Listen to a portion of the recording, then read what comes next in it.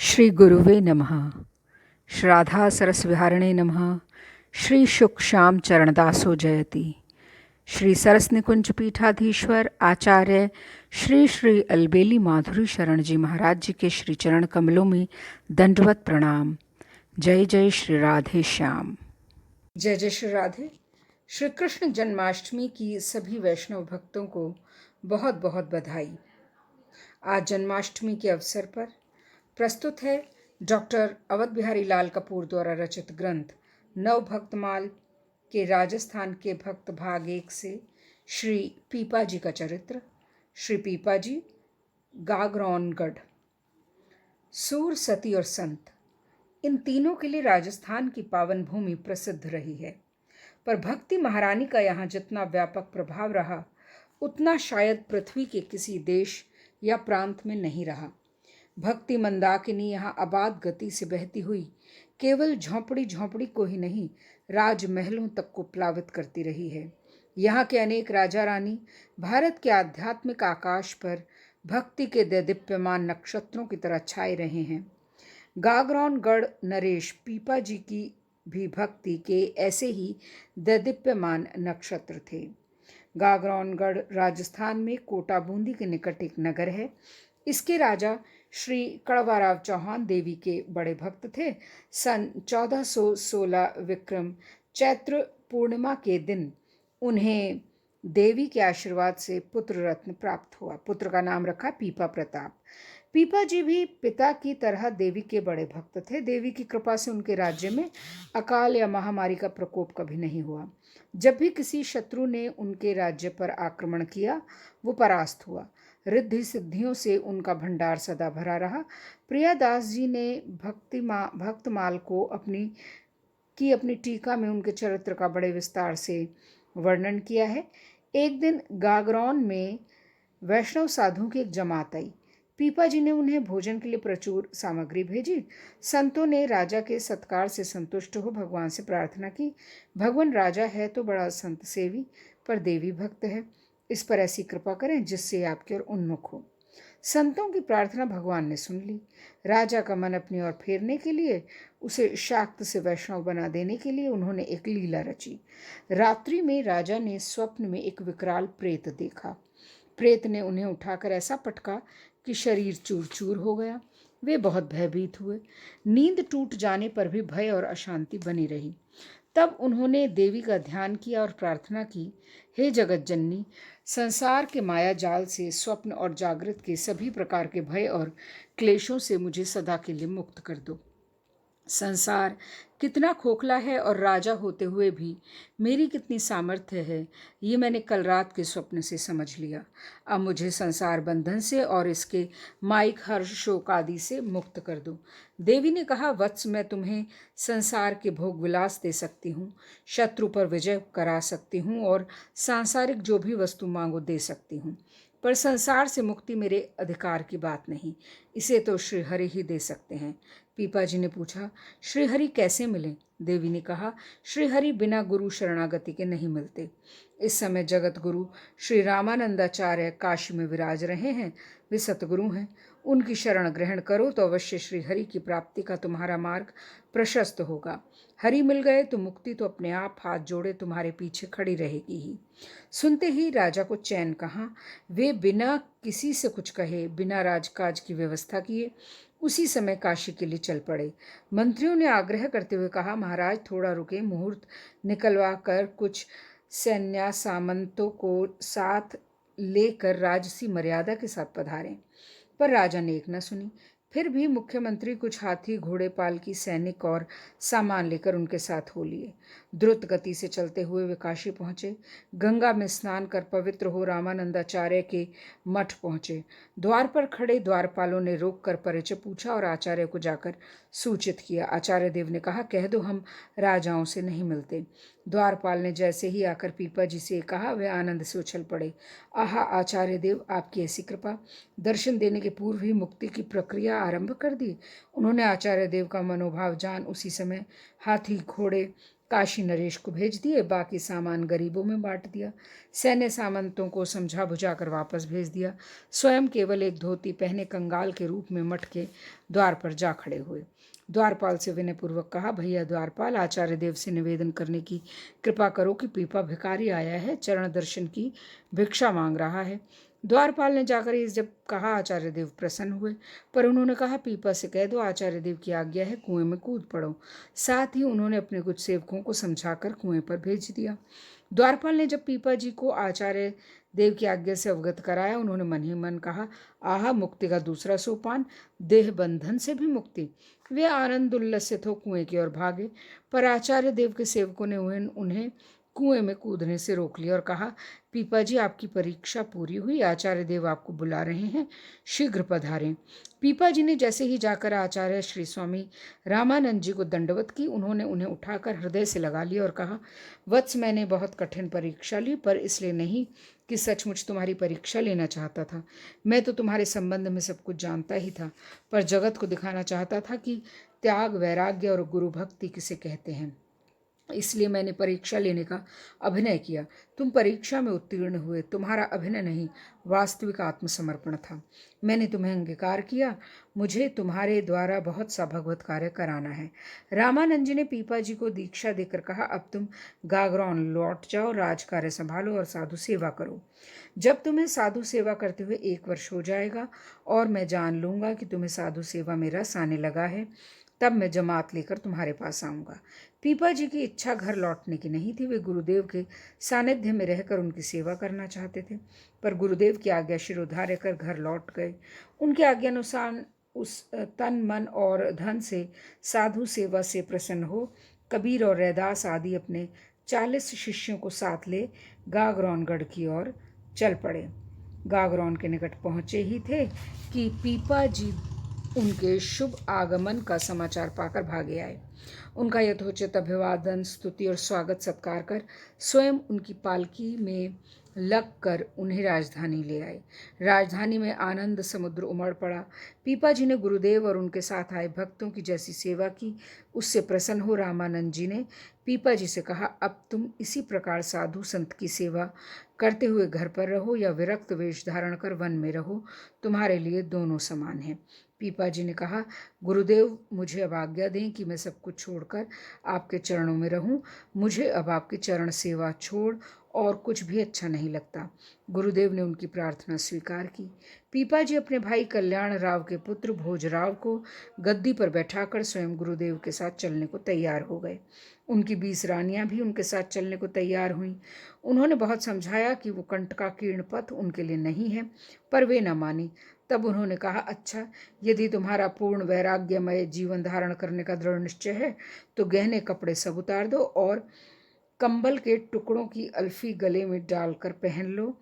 इसके लिए कोई रानी तैयार ना हुई, पर सबसे छोटी, जिसका नाम स्मृति सोलंखणी पद्मावती था, गहने कपड़े उतार कर और कंबल की अल्फी गले में डालकर राजा के साथ चलने को तैयार हो गई।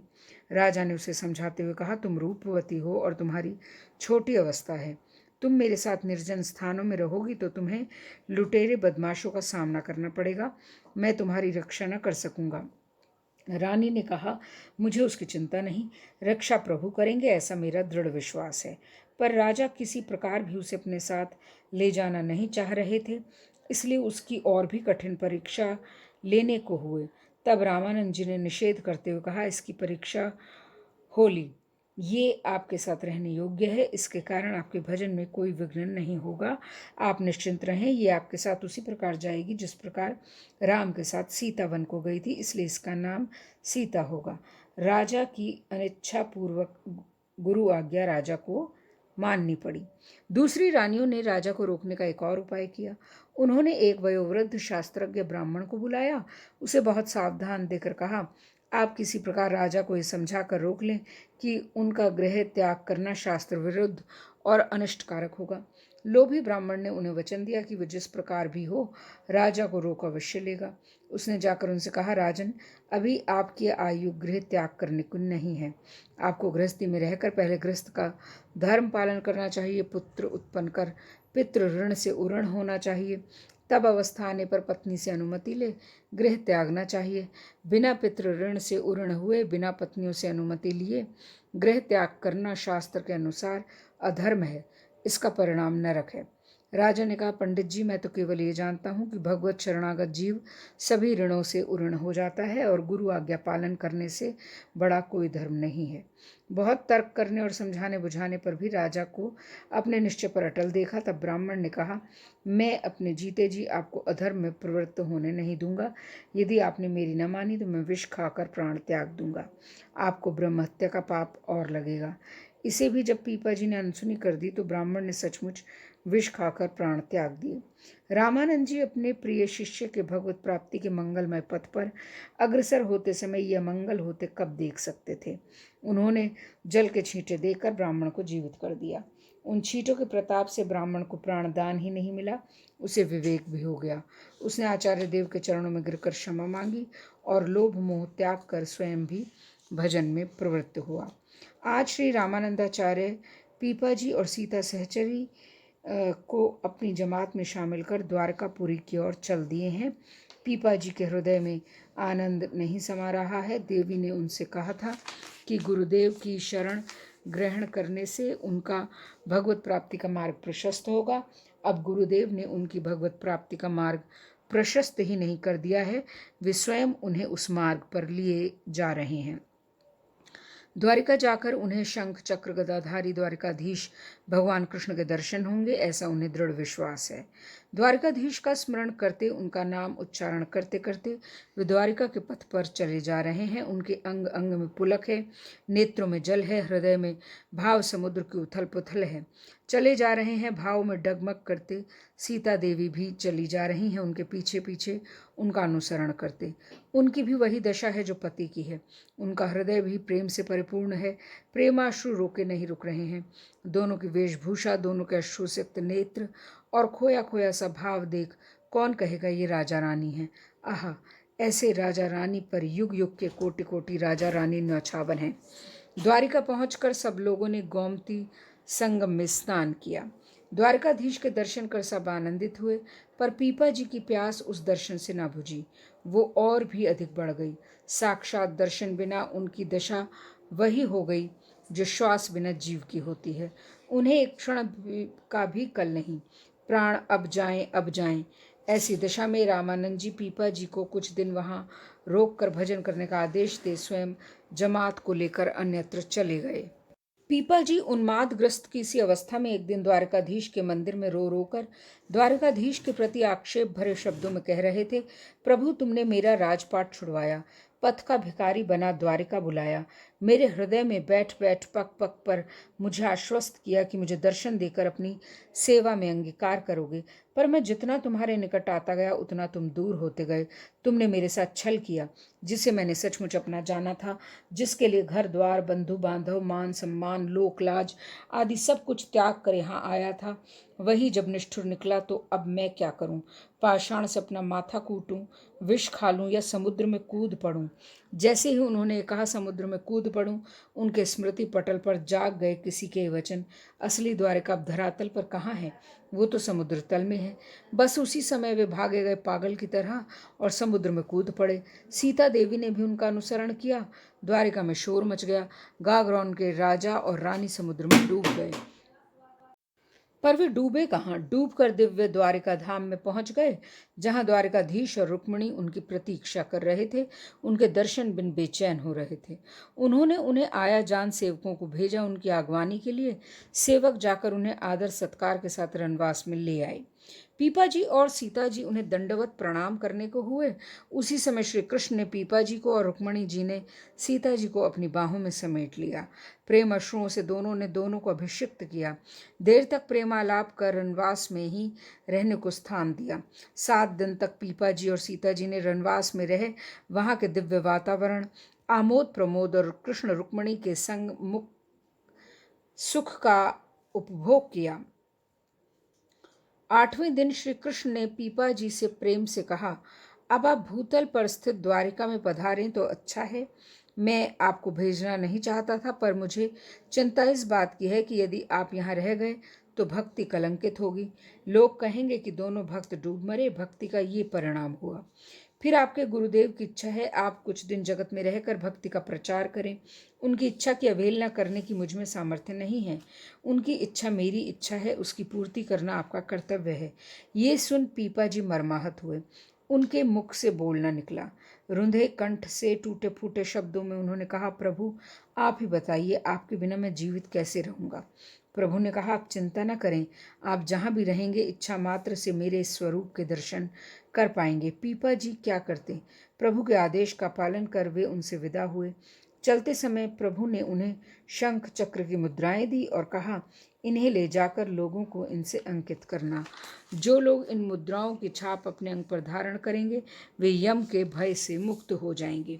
भगवान स्वयं पीपा जी और सीता जी को राजमार्ग में पहुंचाने आए। थोड़ी दूर चलकर उन्हें यकायक भूलोक की द्वारिका के दर्शन हुए। वे जल से पृथ्वी पर ऐसे चले आए जैसे थल से थल पर जा रहे हों, पर द्वारिका वासियों ने देखा कि वे समुद्र में से निकलकर आ रहे हैं, फिर भी उनके वस्त्र भीगे नहीं हैं। 7 दिन तक जल के भीतर रहने पर भी उनके शरीर को कोई हानि नहीं पहुंची है। इसके विपरीत उनका मुख एक दिव्य कांति से दीप्त है। द्वारिका में उनका यश चारों ओर फैल गया। द्वारिकाधीश के परम भक्त और उनके विशेष कृपा पात्र के रूप में लोग उन्हें जानने और पूजने लगे। इसलिए वे द्वारिका में अधिक न रह सके, वहां से चल दिए।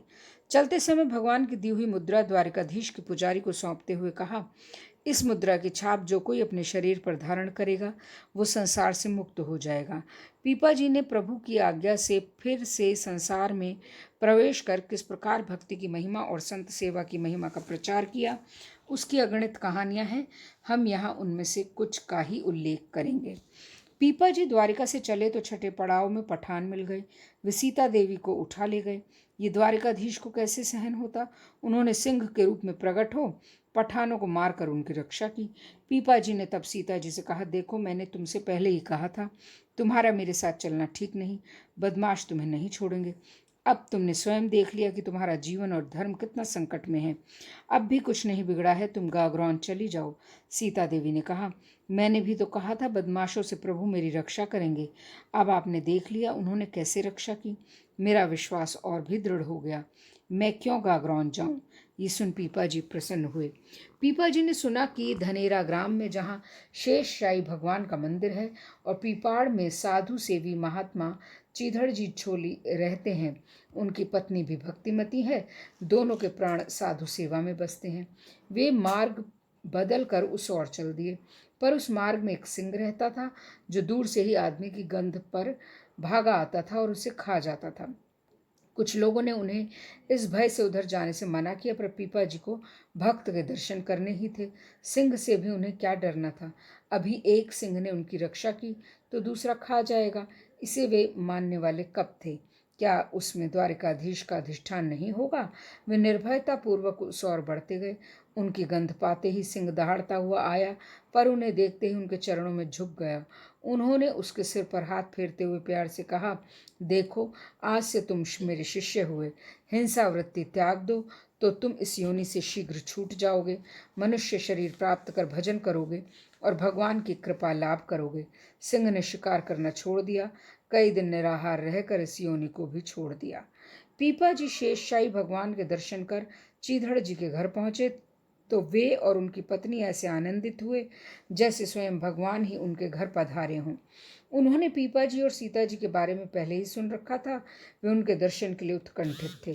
आज घर बैठे उनके दर्शन प्राप्त कर और उनकी आव भगत और सेवा का अवसर पाकर अपने को बड़भागी मान रहे थे, पर भीतर ही भीतर उन्हें ये चिंता खाए जा रही थी कि घर में उन्हें भोजन कराने के लिए एक दाना तक नहीं। जैसे भी हो उनके भोजन की व्यवस्था तो करनी ही थी। वे भीतर जाकर पत्नी से सलाह करने लगे। पत्नी को कोई उपाय न सूझा तो उसने अपना लहंगा उतार कर देते हुए कहा, आप इसे बेचकर भोजन की सामग्री ले आएं। मैं ऐसे ही छिपकर बैठी रहूंगी, पीपा जी के सामने नहीं पड़ूंगी। चीधड़ जी आनंद से उछल पड़े, लहंगा बेचकर सामग्री ले आए। सीता जी से भोजन बनाने को कहा। भोजन तैयार हो गया तो सीता जी ने चीधड़ जी से कहा, माता जी को भी बुलाइए, हम लोग एक साथ बैठकर खाएंगे। चीधड़ जी ने कहा, नहीं आप पाएं, हम लोग आपके साथ प्रसादी लेंगे। आपके बाद प्रसादी लेंगे। पीपा जी नहीं माने। उनके आग्रह पर चीधड़ जी तो खाने बैठ गए। पत्नी के बारे में कहा वो तो सीत प्रसादी ही लेगी। तब सीता जी भीतर गईं उन्हें आग्रह कर ले आने। उन्हें ऐसे ही देख वो दंग रह गई। नंगे छिपकर बैठे रहने का कारण पूछा तो चीधड़ रानी ने उन्होंने बहुत छिपाना चाहा, पर सीता जी ने जो प्रश्नों की झड़ी लगाई उससे रहस्य खुल गया। उन्होंने तब अपनी धोती में से आधी फाड़कर उन्हें दे दी। उसे पहनाकर बाहर ले आई। सब ने मिलकर भोजन किया। उसके पश्चात इष्ट गोष्ठी होते होते न जाने कितना समय बीत गया। बीतना ही था, क्योंकि इष्ट गोष्ठी का विषय था दिव्य द्वारिका के वो 7 दिन जो पीपा जी और उनकी स्त्री ने कृष्ण रुक्मणी के साथ प्रेम आलाप और हास्य विनोद में व्यतीत किए थे। भक्त चीधड़ और उनकी स्त्री से विदा हो पीपा जी टोड़े ग्राम की ओर चल दिए। मार्ग में सीता जी ने पीपा जी से चीधड़ पत्नी की लहंगा बेचकर सेवा की सामग्री मंगाने की बात कही तो वे दांतों तले उंगली दबा गए। उन्होंने कहा, संत सेवा की साक्षात मूर्ति तो चीधड़ जी और उनकी पत्नी ही हैं। हमारा संत सेवी होने का अभिमान मिथ्या है। हमें प्रभु ने उनके पास भेजकर हमारा ये अभिमान दूर करने की कृपा की है। टांडे पहुंचकर पीपा जी एक तालाब पर स्नान करने गए। पात्र शुद्धि के लिए एक स्थान पर मृत्तिका खोदने लगे तो दिखा स्वर्ण मुद्राओं से भरा पृथ्वी में गड़ा हुआ एक घड़ा। उन्होंने मुद्राओं को स्पर्श भी नहीं किया। रात को सीता जी से उसके बारे में कहा। सीता जी बोली, हमें उस तालाब पर नहीं जाना चाहिए। स्नान के लिए कोई दूसरा तालाब ढूंढ लेना चाहिए।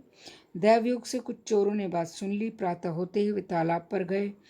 घड़ा देख उसका मुंह जैसे ही खोला, उसमें मुद्राओं की जगह सांप फनफनाते दिखे। उन्होंने उसका मुख बंद कर दिया। क्रोध में वे घड़ा उठाकर पीपा जी के घर फेंक आए। वहां सांप फिर सोने की मुद्राओं में बदल गए। पीपा जी ने सोचा, ये प्रभु की कोई लीला है। हम जितना भी इन मुद्राओं से दूर भागेंगे, ये हमारा पीछा न छोड़ेंगी। तभी उन्होंने हमारी उपेक्षा करने पर भी इन्हें हमारे घर भिजवा दिया। न जाने उनकी क्या इच्छा है। कदाचित उन्होंने जी भर के साधु सेवा करने की हमारी इच्छा की पूर्ति के लिए ये व्यवस्था की है। उन्होंने मुद्राओं को ग्रहण किया। गिना तो 920 निकली। एक एक मुद्रा 5-5 तोले की। उन्होंने कुछ मुद्राएं चीधड़ भक्त के घर पहुंचा दी। बाकी से बहुत बड़ा भंडारा किया जो 3 दिन तक चलता रहा। इस प्रकार 3 दिन में ही सारा धन समाप्त कर दिया। भंडारे में चोर भी आए थे। वो ये देखकर दंग रह गए। जो उनके लिए सांप थे वे पीपा जी के लिए अशर्फियाँ हो गए। भक्ति की इस प्रकार की महिमा देख वे पीपा जी के शिष्य हो गए। टोड़ा के राजा सूर्यसेन ने जब पीपा जी की कीर्ति सुनी तो उनके दर्शन करने आए और उनसे प्रार्थना की, मुझे दीक्षा देकर अपने जैसा बना लेने की कृपा करें। पीपा जी ने कहा, राजन, आप मेरे जैसा बनना चाहते हैं तो पहले अपना राज्य और रानी मुझे समर्पण करें। राजा ने निसंकोच अपने राज्य और रानी समेत अपने आप को पीपा जी के चरणों में समर्पित कर दिया। तब पीपा जी ने सब कुछ उन्हें वापस करते हुए कहा, अब ये सब मेरा है। इसमें ममत्व बुद्धि रखे बिना अपने कर्तव्य का पालन करना और श्री भगवान और संतों की सेवा करना। राजा सूर्यसेन गुरु रूप में पीपा जी को पाकर धन्य हुए। उन्होंने एक घोड़ा और बहुत सा धन पीपा जी को भेंट किया। पीपा जी ने उनके बहुत आग्रह पर घोड़ा और थोड़ा सा धन साधु सेवा के लिए रख बाकी उन्हें वापस कर दिया। एक बार राजा सूर्यसेन के दरबार में 2 व्यक्ति और एक सुंदर स्त्री न्याय के लिए उपस्थित हुए। दोनों व्यक्तियों में से एक ने कहा, मैं एक पथिक हूँ, ये मेरी पत्नी है। हम दोनों कहीं जा रहे थे। मार्ग में एक तालाब के किनारे पत्नी को बैठाकर मैं स्नान करने गया। लौट कर आया तो इस व्यक्ति को अपनी स्त्री के पास बैठे देखा। ये कहता है, स्त्री मेरी है, आप न्याय करने की कृपा करें। राजा ने स्त्री से प्रश्न किया तो वो कुछ नहीं बोली। वो बहुत भयभीत थी। भय के मारे मुंह बंद किए प्रतिमा सी खड़ी रही। शायद उस दूसरे व्यक्ति ने उसे ऐसा कर दिया था। तब राजा क्या करते? उन्होंने पीपा जी को बुलवा कर इसका फैसला करने को कहा। पीपा जी ने आते ही स्त्री को और उस दूसरे व्यक्ति को सिर से पैर तक देखा। सारा रहस्य उनकी समझ में आ गया। तब उन्होंने राजा से कहा, आप 3 छोटे बड़े लोहे के संदूक और एक लोहे की पेंचदार ढक्कन वाली बोतल मंगवाएं। चारों चीज़ें आ जाने पर पीपा जी ने दोनों व्यक्तियों से कहा, तुम दोनों में से जो इस लोहे की बोतल के भीतर आधे घंटे तक रह सकेगा वो इस स्त्री का स्वामी समझा जाएगा। ये सुन पथिक चुप रहा, पर दूसरा व्यक्ति बोतल के भीतर घुस गया। घुसते ही पीपा जी ने राजा के नौकर को इशारा कर बोतल का ढक्कन बंद करवा दिया। फिर बोतल को छोटे बक्से में बंद करवा दिया, छोटे बक्स को उस बड़े बक्स में और उस बक्स को उससे बड़े बक्स में बंद करवा कर बड़ा बक्स जमीन के भीतर गड़वा दिया। राजा से कहा, ये स्त्री स्फटिक की है, बोतल के भीतर जो बंद है वो प्रेत है, उसे वहीं रहने दे। प्रेत बोतल के भीतर से रो चीख कर पीपा जी से क्षमा मांगने और अपने उद्धार के लिए प्रार्थना करने लगा। पीपा जी ने करुणावश अपने भजन बल से उसका उद्धार कर दिया। पीपा जी मुकदमे का फैसला कर घर पहुंचे तो वहां संतों की पंगत लगी देख भारी सुख और आश्चर्य हुआ। संत चले गए तो स्त्री से पूछा, आज ही संत सेवा कैसे हुई? घर में तो अनाज का दाना भी नहीं था। सीता जी ने कहा, आपके जाने के बाद संत आ गए, मैंने उनके भोजन के लिए कहीं से कुछ प्रबंध करने जा रही थी। मार्ग में एक बनिए ने बुलाकर पूछा, कहाँ जा रही हो? मैंने कहा, घर पर संत आ गए हैं, उनके सत्कार के लिए घर में कुछ है नहीं, इसलिए भोजन की सामग्री का कहीं से प्रबंध करने जा रही हूँ। उसने कहा, रुको, सब सामग्री मैं दिए देता हूँ। सामग्री देकर बोला, रात को आ जाना। मैं क्या करती, संत सेवा तो करनी ही थी। मौन सम्मति देकर मैं चली आई। पीपा जी सीता सहचरी की संत सेवा में इतनी निष्ठा देख बहुत प्रसन्न हुए। रात्रि में संत सेवा के लिए आई सामग्री का मूल्य चुकाने जब बनी के घर जाने को हुई तो वृष्टि होने लगी। पीपा जी स्वयं उन्हें अपने कंधे पर बिठाकर बन्नी के घर पहुंचाए आए। वे भीतर चली गई। पीपा जी बाहर बैठे रहे, उन्हें लौटते समय साथ ले जाने को। सीता जी को देख बन्नी ने पूछा, ऐसी वृष्टि में तुम कैसे आई? उन्होंने कहा, मेरे स्वामी मुझे कंधे पर बैठा कर ले आए, वे बाहर बैठे हैं। बनिया बाहर गया तो पीपा जी को देख स्तंभित और भयभीत हुआ। वो क्या जानता था, जिसे उसने अपनी काम वासना की तृप्ति के लिए अपने घर बुलाया, वो प्रसिद्ध संत पीपा जी की सहधर्मिणी है। लज्जा के मारे उसका सिर नीचे हो गया। वो उनके चरणों में गिरकर अश्रु विसर्जन करते हुए कंपित स्वर में बोला, महाराज, मैंने बड़ा अपराध किया, न जाने मेरी क्या गति होगी, मुझे क्षमा करें। पीपा जी ने कहा, नहीं, भय और संकोच की कोई बात नहीं, आप निडर होकर अपना काम करें। आपने ये क्या कम उपकार किया कि जिस धन के लिए भाई भाई आपस में लड़ते हैं उसे बिना कुछ लिखा पढ़ी किए संतों की सेवा में दे दिया। इससे बनिया और भी लज्जित हुआ। सोचने लगा कि अच्छा होता पृथ्वी फट जाती और मैं उसमें समा जाता। अंतर्वेदना के कारण वो पीपा जी के चरणों से लिपट कर जोर जोर से रोने और क्षमा प्रार्थना करने लगा। पीपा जी को उसकी ये दशा देख दया आ गई। उन्होंने उसे क्षमा ही नहीं किया, दीक्षा और उपदेश आदि दे उसके चरम कल्याण का पथ प्रशस्त किया। पीपा जी और सीता जी के उपरोक्त आचरण के संबंध में हमारे मन में शंका जागना स्वाभाविक है। हमारी दृष्टि से सीता जी ने बनिए की काम वासना की पूर्ति के लिए उसके घर जाकर और पीपा जी ने उसमें सहयोग कर धर्म विरुद्ध आचरण किया। पर हमें ये नहीं भूलना चाहिए कि सिद्ध संतों की दृष्टि साधारण दृष्टि से भिन्न होती है। वे जो कुछ करते हैं भगवान की प्रसन्नता के लिए करते हैं, अपने लिए नहीं। उनके लिए वही धर्म है जिससे भगवान प्रसन्न हो और वही अधर्म है जिससे भगवान अप्रसन्न हो। शास्त्र सिद्धांत भी यही है। श्रीमद् भागवत में कहा है, तत्कर्म हरि तोषयत, अर्थात सत्कर्म वही है जिससे श्री हरि संतुष्ट हों। शास्त्र के अनुसार सदाचार का मूल्य भक्ति साधन रूप में है, स्वतंत्र रूप में नहीं। पीपा जी और उनकी पत्नी ने जो ये किया वो संतों की सेवा के लिए, उनकी प्रसन्नता के लिए किया। भगवान संतों की सेवा से जितना प्रसन्न होते हैं उतना अपनी सेवा से नहीं होते। इसलिए उनकी दृष्टि से उन्होंने जो किया ये सत्कर्म था। पर इसका मतलब ये नहीं कि पीपा जी और सीता जी का आचरण हमारे लिए अनुकरणीय है। हम यदि उसका अनुकरण करें तो हमें पहले उस आध्यात्मिक भूमिका पर उठना होगा जिस पर वे उठ चुके थे। श्री जीव गोस्वामी ने उज्ज्वल नीलमणि टीका में कहा है, जो लोग अपनी मंगल कामना करते हैं उन्हें भक्तवत आचरण करना चाहिए, ना कि कृष्णवत, और भक्तों में भी साधक भक्तवत, ना कि सिद्ध भक्तवत। पीपा जी द्वारा अपनी पत्नी को कंधे पर चढ़ाकर बनी के घर पहुंचा आने की बात जब राजा सूर्यसेनमल ने सुनी तो उनकी बुद्धि चकरा गई। राज दरबार में ब्राह्मणों ने भी पीपा जी के कार्य की निंदा की, जिससे उन्हें पीपा जी के प्रति अश्रद्धा हो गई। अंतर्यामी पीपा जी को इसका पता चल गया। गुरु के प्रति अश्रद्धा होने से शिष्य का पतन होता है, इसलिए पीपा जी को राजा के बारे में चिंता हो गई। उन्होंने उसके हृदय से अश्रद्धा दूर करने का एक उपाय सोचा। उसके महल में जाकर ड्योढ़ीदार से अपने आने की सूचना भिजवाई। राजा ने कहला दिया कि वे पूजा कर रहे हैं। पीपा जी ने सुना तो कहा, राजा बड़ा झूठा है, मोची के घर बैठ जूता गांठ रहा है और कहता है पूजा कर रहा है। जाकर कह दो ये कैसी पूजा है। ड्योढ़ीदार ने जब राजा से ये कहा वो सुनकर दंग रह गया, क्योंकि उस समय जब वो पूजा कर रहा था उसका मन मोची के घर भेजे गए अपने जूते की बात ही सोच रहा था। वो भाग कर ड्योढ़ी पर आया और पीपा जी के चरणों में गिर पड़ा। पीपा जी ने डांट कर कहा, सूर्यसेन, तुमने भक्ति का मर्म अभी नहीं समझा। मेरा कोई व्यवहार तुम्हारी समझ में ना आए तो तुम्हें मुझसे पूछना चाहिए। हमने जो कुछ किया वो संत सेवा ही था। हम भगवत सेवा और संत सेवा के अतिरिक्त और कुछ करते ही नहीं। ये सुन सूर्यसेन बहुत लज्जित हुए। गुरु के प्रति उनकी अश्रद्धा दूर हुई। उन्होंने ब्राह्मणों की बात मान लेने के लिए गुरुदेव से क्षमा मांगी। देवी भक्त एक ब्राह्मण ने भंडारा किया। पीपा जी सहित गांव के सभी लोगों को निमंत्रण दिया। पीपा जी ने कहा, मैं ऐसे भंडारे में नहीं जाता जिसमें सीताराम जी का भोग न लगे। ब्राह्मणों ने कहा, आप अपने ठाकुर जी को ले आइएगा, भोग उन्हीं को लगाकर प्रसाद वितरण कर दिया जाएगा।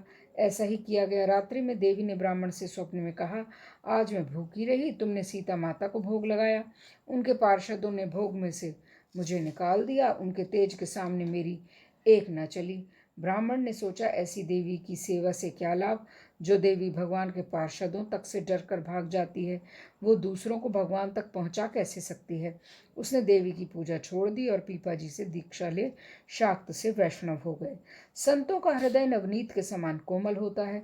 भवकूप में पड़े पड़े जीवों को कष्ट भोगते देख उनका हृदय द्रवित हो जाता है और वे उसके उद्धार के लिए सचेष्ट रहते हैं। पर पीपा जी को तो श्री राम का आदेश था भक्ति के प्रचार द्वारा उनका उद्धार करने का, इसलिए वे इस कार्य में विशेष रूप से तत्पर रहते थे। कभी कोई चमत्कार दिखाकर, कभी अपने व्यवहार से प्रभावित कर या उपदेश से उन्होंने अनेक लोगों के हृदय में अभूतपूर्व परिवर्तन ला दिया और उन्हें अपना शिष्य बनाकर उनके कल्याण का पथ प्रशस्त किया। एक दिन पीपा जी एक तालाब पर स्नान करने गए। वहीं एक तेली का लड़का अपने बैल को पानी पिलाने लाया। उसी समय एक ब्राह्मण ने आकर पीपा जी से कहा, महाराज, मैं बड़ा दुखी हूँ। मेरा खेत है पर खेती करने के लिए बैल नहीं है। मुझे कहीं से बैल दिलवा देने की कृपा करें। पीपा जी ने तत्काल तेली के बैल की नात ब्राह्मण को पकड़ा दी। तेली का लड़का लगा रोने। पीपा जी ने उसे आश्वस्त करते हुए कहा, मैंने तेरा बैल नहीं दिया, तेरा बैल तो घर पर बंधा है, जाकर देख ले। पर वो आश्वस्त होता कैसे? उसने तो अपनी आंखों से देखा। उन्हें उसका बैल ब्राह्मण को देते। वो रोता रोता घर गया तो सचमुच अपना बैल वहां बंधा देख चकित रह गया। वो पीपा जी के इस चमत्कार से इतना प्रभावित हुआ कि उनका शिष्य हो गया। एक रात पीपा जी के घर में कुछ चोर घुस आए और उनकी भैंस खोल कर ले गए। पीपा जी उस समय जाग रहे थे। वे उनके पीछे दौड़े और चीख कर बोले, अरे सुनो, इसकी पड़िया क्यों छोड़े जा रहे हो? उसे भी ले जाओ, नहीं तो भैंस दूध नहीं देगी। उनके इस प्रकार के व्यवहार से उनकी चित्तवृत्ति बदल गई। उन्होंने भैंस लौटा दी और उनके शिष्य हो गए। एक दिन संतों ने पीपा जी से कहा, आज हमारी इच्छा है कि राघवेंद्र को दही का भोग लगे। दैव योग से या पीपा जी की भक्ति के प्रताप से उसी समय गुजरी दही की मटकी लेकर उधर आ निकली। पीपा जी ने दही का दाम पूछा। उसने कहा, 3 रुपए। पीपा जी के पास 3 पैसे भी नहीं थे। उन्होंने कहा, तू दही यहीं छोड़ जा, तेरे भाग्य से आज जो भी भेंट आएगी सब तेरी होगी। गुजरी राजी हो गई। दही का भोग लगाकर संतों में बांटा गया। संतों ने बड़े प्रेम से खाया। गुजरी बैठी देखती रही। संतों के दर्शन के प्रभाव से उसके हृदय में भक्ति का उन्मेष हुआ। उसने पीपा जी से कहा, यदि आज कोई भेंट ना आए तो आज की संत सेवा मेरी ओर से ही मान लीजिएगा। ये सुन पीपा जी उस पर बहुत प्रसन्न हुए। उनकी प्रसन्नता का फल उसे प्राप्त होना ही था। उसी समय पीपा जी का एक धन्य शिष्य आया। उसने बहुत सी अशर्फियाँ और एक बहुमूल्य मोतियों का हार भेंट किया। पीपा जी ने ये सब गुजरी को दे दिया। इतना सारा धन देखकर गुजरी की आंखें चौंधिया गई। उसे समेटते समय उसके हाथ कांपने लगे। उसने इसे पीपा जी की भक्ति का ही चमत्कार समझा। वो उनके चमत्कार और परम उदार भाव से इतना प्रभावित हुई कि उनकी शिष्या हो गई। वो उतने सारे धन का क्या करती? उसने प्रयोजन भर के लिए कुछ अपने पास रख बाकी पीपा जी को भेंट कर दिया। एक बार राजा सूर्यसेन मल के राज्य में अकाल पड़ा। प्रजा भूखों मरने लगी। तब राजा ने पीपा जी की शरण ली।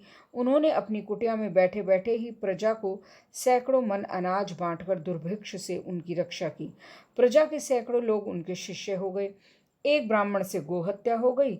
दूसरे ब्राह्मणों ने उसे जाति से बाहर निकाल दिया। वो पीपा जी के पास गया। उनके आदेश अनुसार उसने साधु सन्यासियों की पंगत की। पंगत के पश्चात पीपा जी ने उसे संतों की प्रसादी और चरणोदक दिया और कहा, अब तो पवित्र हो गया। ब्राह्मणों ने तब भी उसे जाति में नहीं लिया। पीपा जी ने पूछा, तुम इसे पवित्र कब मानोगे? उन्होंने कहा, हनुमान जी इसके हाथ का जीम लेंगे तब। पीपा जी ने उसके हाथ से हनुमान जी का भोग लगवाकर पर्दा डाल दिया और प्रार्थना की, यदि ब्राह्मण संतों की प्रसादी और चरणोदक पान करने से पवित्र हो गया हो तो आप भोजन करें। पर्दा खोला तो देखा हनुमान जी ने भोजन कर लिया था। एक बार जब टोड़े में रहते रहते पीपा जी को बहुत दिन हो गए और वहां उनके पास बहुत भीड़ लगने लगी, तब वे एकांतवास के लिए किसी दूसरे ग्राम में चले गए। वहां एक भक्त ने उन्हें एक गाड़ी गेहूं के साथ बहुत सी भोजन की सामग्री और कुछ मोहरें भेंट की। उसी दिन लुटेरे आए और सब सामान लूट ले गए। मोहरें उन्हें नहीं दिखी। वे जाने लगे तो पीपा जी भागे गए और उनके पीछे पीछे और बोले, आप लोग मोहरें तो छोड़ ही गए, इन्हें भी ले जाइए, काम आएंगी। ये सुन लुटेरों को बड़ा अचंभा हुआ। उन्होंने पीपा जी से उनका नाम पूछा। उन्होंने नाम बताया तो लुटेरों ने सारा सामान तो लौटा दिया ही, पड़िया सहित एक भैंस और भेंट कर दी। संवत 1472 में पीपा जी गागरौन गए। वहां गांव के बाहर कुटी बनाकर रहे। अपने परिवार के राव कल्याण, उनके पुत्र राव भोज, खींची आदि को वैष्णवता का उपदेश किया। फिर काशी गए। गुरुदेव के साकेत गमन तक उनकी सेवा की। गुरुदेव के धाम पधारने के पश्चात गुजरात गए। वहां कुछ दिन प्रचार करने के पश्चात टोड़े वापस आ गए और अंत तक वहीं रहे। वहां जिस गुफा में भजन किया वो आज भी पीपा जी की गुफा के नाम से प्रसिद्ध है। लोग उसके दर्शन करने जाते हैं। टोड़े में पीपा जी का मंदिर भी है। श्री राधा सरस बिहारी लाल की जय। श्री अलबेली सरकार की जय। जय जय श्री राधे श्याम।